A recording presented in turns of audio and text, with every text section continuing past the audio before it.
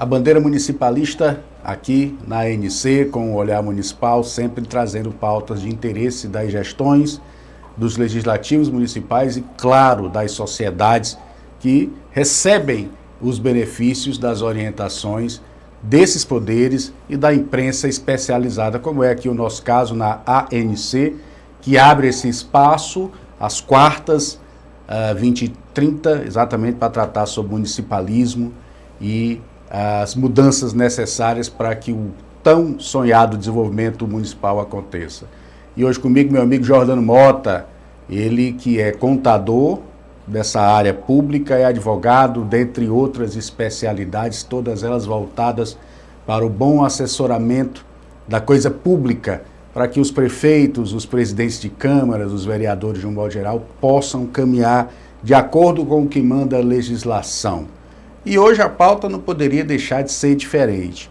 Impostos municipais tão aí expressivos e necessários para que as cidades possam se movimentar, mas na grande maioria das gestões sempre ali desorganizadas, essa que é a grande verdade, sem um conceito bem definido do que se arrecada, do que se aplica nas políticas públicas municipais, na geração do crescimento das cidades a partir da sua própria arrecadação. Meu amigo Jordano Mota, obrigado pela sua presença, por ter atendido aqui o nosso convite do Olhar Municipal. É um prazer tê-lo aqui e a sua experiência nessa área pública. Você que a sua família toda, né, está na área pública. Obrigado pela tua presença. Obrigado, Fábio, pelo convite. Um convite que a gente não pode negar, mais uma vez participando dos seus programas. É um tema de bastante relevância, né? Não só para as administrações, mas para o Poder Legislativo e para a própria sociedade, né? Porque a arrecadação, ela reflete em serviços públicos, reflete na melhoria da própria administração, como também envolve o Poder Legislativo, que é dependente de repasse do Poder Executivo, isso também conta para a sua sobrevivência, digamos assim. Jordano, alguns anos atrás, nós estudamos uma ideia, quando eu digo nós, eu e o antigo ex-presidente da UVC, Aldir Mota, que era a criação de um fundo municipal de contrapartida para os municípios.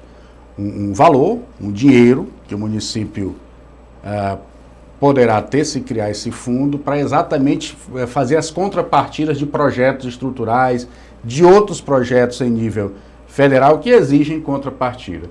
E esses recursos seriam oriundos exatamente de uma arrecadação municipal. Como é que funciona isso na prática, Jordano? De que forma os municípios podem aperfeiçoar esse processo de arrecadação municipal? Fábio, essa realidade hoje nós temos através dos consórcios, né? Áreas com demandas comuns, né? Municípios com demandas comuns. Hoje já existem os consórcios tanto na área da saúde, tanto na área de meio ambiente, ligado à questão de resíduos sólidos. Então, os municípios podem se consorciar e desse interesse comum, desse benefício comum que pode existir entre os municípios, criar uma fonte de financiamento que poderia ser um fundo dessa forma de constituição. As contrapartidas exatamente oriundas dessas arrecadações, o município tem o ISS e o IPTU, não é isso? Isso, o município tem como receita própria, né, de sua competência, o ISS, o ITBI, né, o IPTU, né, o imposto de renda que ele arrecada na fonte também é uma fonte de receita do próprio município, né? Então, esses são os tributos das competências municipais. Jordano, uma pergunta prática, né? Por que a gente não consegue observar isso na grande maioria das cidades, essa otimização dessas arrecadações? Por que isso não funciona? Em muitos casos você vê pessoas devendo IPTU há milhões de anos e as próprias gestões se sucedem e não conseguem organizar suas secretarias de finanças. Dentre algumas deficiências, nós temos a primeira, que é do âmbito legislativo. Legislação que não contempla todas as atividades presentes no município. Outra coisa bastante relacionada à parte do IPTU são as plantas de valores. Os municípios crescem e as plantas de valores, a geografia tributária do município, ela não alcança esse crescimento, então o município deixa de arrecadar.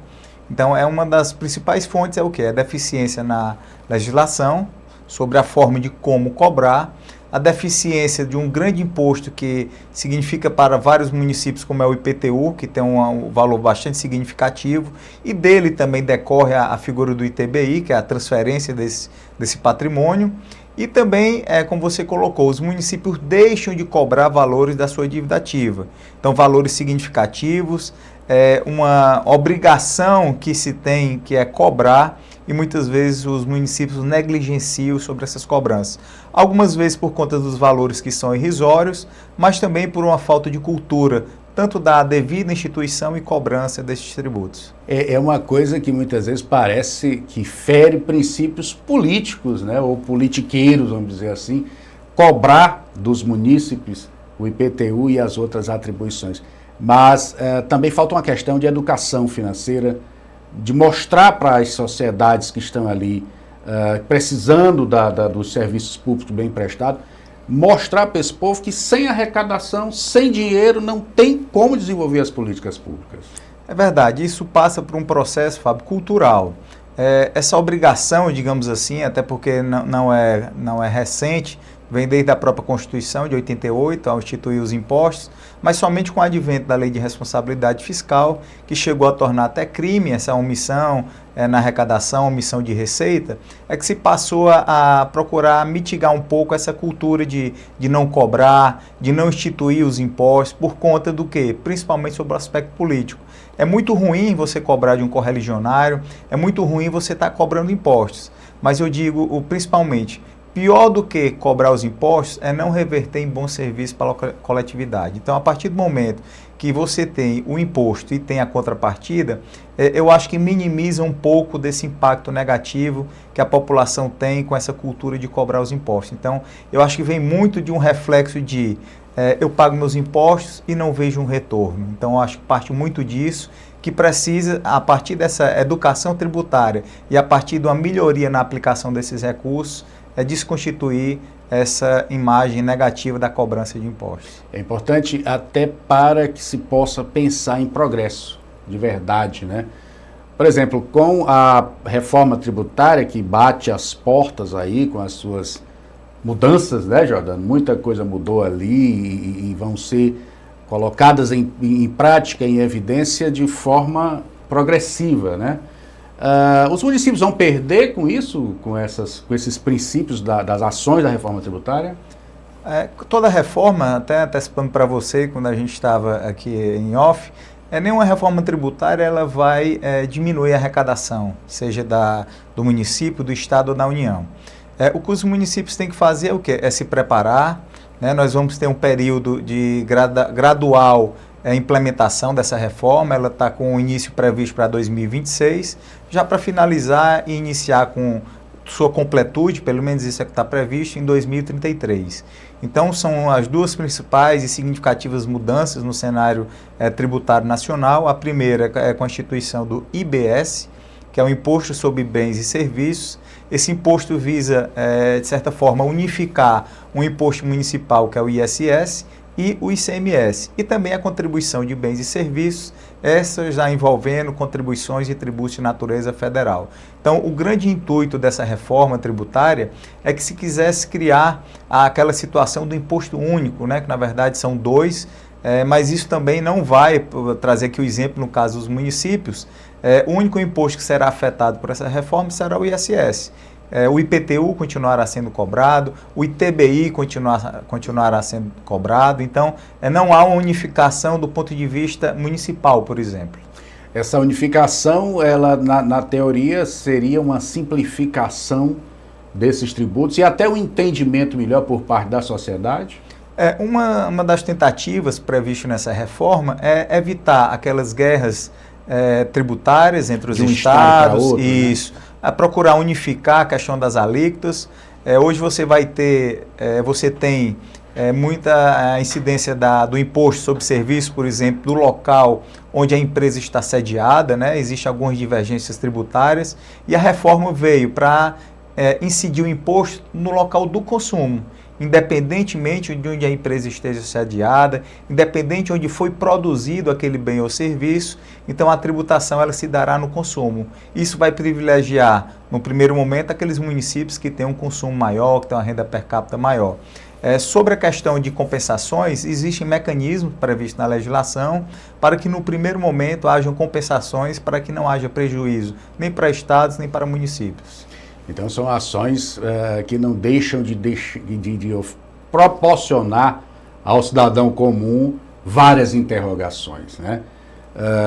E as interrogações elas promovem ali queixas diretas, principalmente do munícipe e do empresário que está localizado nas cidades, que fica meio tonto com essas mudanças.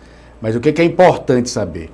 O que é que os municípios, Jordano, precisa, em termos contábeis, nesse primeiro ano, se adaptar a essas novas regras? O que é que você orienta como contador e com a experiência que você tem nessa área pública, para que as cidades já promovam os seus ambientes ali de mudanças para adaptações? Fábio, independente da reforma tributária, os passos não mudam, né? O primeiro é a adequação da sua legislação, é a otimização do seu sistema tributário, ou seja, desde a implementação, o lançamento e a cobrança dos seus tributos. Então, ela parte dessas premissas. A parte legislativa, até porque não se pode instituir ou cobrar nenhum imposto que não tenha a devida previsão legal, e também, a partir disso, otimizar os mecanismos de arrecadação. Como eu coloquei para vocês, nós temos o exemplo do IPTU, onde o cadastro imobiliário de muitas cidades não está atualizado. Hoje você chega em qualquer cidade, você vê bairros que não existiam, localidades que não existiam, áreas que eram totalmente despovoadas, repletas de condomínios, loteamentos. E sem as devidas cobranças. E muitos deles sem a devida cobrança. Um grande problema que a gente detecta também, Fábio, é a questão do contencioso administrativo. Nós temos a instalação de grandes empresas em muitos municípios e elas acabam, ao final, não recolhendo tributos ou não sendo penalizadas por falta de inadimplemento disso. Por conta do quê? Por falta de um contencioso, por falta de um processo administrativo tributário da maneira correta, que lá na frente eles venham o quê? Conseguir a anulação na justiça. Com as novas regras da reforma tributária, aquele chamariz, vamos dizer assim, de empresas para os municípios, quando os gestores davam isenção do imposto, isso vai acontecer ainda ou não? Ela vai acontecer de uma maneira diferenciada, né? No que pertinha ao ISS e ao ICMS, você já não vai ter mais essa mesma política, né? Você vai ter outras formas de atração, outras formas que possam incentivar, até porque quanto maior o consumo de determinada localidade, a tendência é que você produza e tenha um maior retorno tributário. Então, outras formas, a infraestrutura, a questão logística, tudo isso é que vai passar também a influenciar mais do que diretamente a questão tributária. Jordano, o contador é um profissional fundamental para as gestões. O contador ele tem ali os calendários, as ações, o que é que precisa, o que é que as gestões precisam apresentar como prestações de conta. É um trabalho extremamente minucioso e a perícia contábil cada vez mais é utilizada nas contabilidades públicas, exatamente para evitar processos, não é isso? A atuação da perícia, ela serve notadamente como um auxílio ao judiciário, até porque o juiz não tem a expertise, muitas vezes, das temáticas. Nós temos o exemplo de perícias contábeis, perícias financeiras, perícias em engenharia, né, alguns exemplos, e o judiciário recorre de profissionais para que ele possa dar uma decisão, digamos, mais adequada para solucionar o litígio da maneira que venha consagrar a justiça. Com relação a prestações de conta, quais os períodos? É mensal? É trimestral? E como as gestões se organizam nesse sentido? Pronto, aqui no âmbito do Estado do Ceará, por que é que eu digo no âmbito do Estado do Ceará? Porque cada Tribunal de Contas, ele regula a forma de prestar conta, os períodos, as contas de governo, as contas de gestão, as prestações de contas mensais. Então, no âmbito do Estado do Ceará, nós temos mensalmente a obrigação de prestar contas, o Poder Executivo e o Legislativo prestam contas ao Tribunal de Contas do Estado, né? Os prefeitos também, as prefeituras prestam contas à Câmara Municipal e anualmente o chefe do Executivo ele tem até o final do mês de janeiro para encaminhar a sua prestação de contas de governo e a partir do próximo ano, já pela instituição normativa nova do Tribunal de Contas do Estado do Ceará, a 01/2025, no âmbito municipal, os gestores, os secretários, os ordenadores de despesa, eles terão 180 dias para entregar suas contas, né? A antiga instituição normativa previa um prazo de 120 dias, ou seja, até o final do mês de abril era a regra, algumas exceções para autarquias, alguns fundos especiais, mas agora essa nova instituição normativa trouxe o prazo de 180 dias. Prazo este, Fábio, que já coincide com a obrigação dos gestores do Estado. Então, quem é gestor estadual já está acostumado à entrega dessas informações com 180 dias. Os ordenadores de serviço, de um modo geral, né? Os secretários, todos eles precisam se enquadrar dentro dessas normas. A gente se depara muitas vezes com problemas de prefeitura, de gestão, que são ali visitados pelo Ministério Público, pela Procap, e que as contas não estão bem ordenadas e ali se desenvolve uma verdadeira lavagem ali interna das contas. Isso é uma falta exatamente de uma contabilidade mais correta, mais firme. Fábio, isso é falta não só de uma orientação, né? Uma coisa que os conselheiros do TCE costumam sempre colocar, que muitas desaprovações de conta, muitas vezes, é por uma falta de orientação. Então, essa falta de orientação gera determinados erros, alguns deles de maneira intencional, né? E isso vem cada vez mais sendo apurado, haja vista a quantidade de operações que se processam, algumas indicam, né, atos dolosos. Então, o principal intuito é que o quê? Os gestores tenham consultorias que possam dar a capacitação legal para quem estiver cuidando da coisa pública. Jordano, vamos falar um pouco de nova lei de licitações e contratos. Está 100%, né, em vigência, tem que ser cumprida de acordo com as normas. Você acha que as gestões estão se adaptando a essa nova realidade? Fábio, apesar de a gente colocar como uma nova lei de licitações, né, até porque a lei é de 2021, mas com aplicação a partir de 2024, uma aplicação mais digamos, firme e cobrada pelos tribunais de contas, mas ainda assim a gente ainda percebe algumas dificuldades, tanto que o próprio Tribunal de Contas tem intervido em vários municípios por conta de falhas, né? Elaborações de editais, falhas em processamento de licitações, muitas vezes, como eu digo para você, por falta de uma orientação, por falta de uma consultoria, por falta realmente do conhecimento das leis, até porque não se tem ainda julgamentos, jurisprudências sobre determinados temas. A jurisprudência elas tem sido mais sobre os atos preparatórios, até porque as prestações de contas, de análise de despesas e processos licitatórios propriamente ditos, elas vão acontecer agora neste ano, no próximo ano, com o envio das contas que aconteceram no ano de 2024 e 2025. Então, as análises primeiras são dos atos preparatórios, são das verificações de editais, termos de referência. Então, são desses instrumentos iniciais do processo licitatório.